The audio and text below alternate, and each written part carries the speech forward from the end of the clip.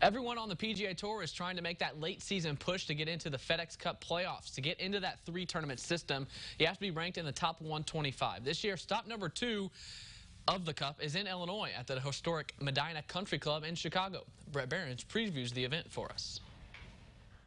The season-long race for the FedEx Cup comes through suburban Chicago in a couple of weeks as the PGA Tour's best golfers tee it up at Medinah Country Club for the BMW Championship. This private course has hosted some of the top tournaments in the world, most recently the 2012 Ryder Cup, when the U.S. had a 4-point lead heading into the final round. But the Europeans scored 8.5 points on the final day to secure the comeback victory. It's called one of the greatest comebacks in Ryder Cup history.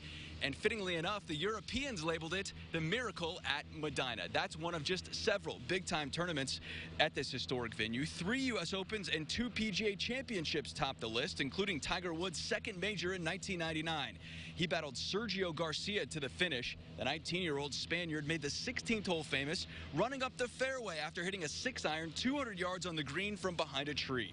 That red oak tree was removed, so you won't be able to see it during the tournament, but 20 years later, this course is full of history, with even more ready to be made during the BMW Championship. They can expect to see, I think, a really good competitive golf course that's going to be a bit of a challenge for the golfers.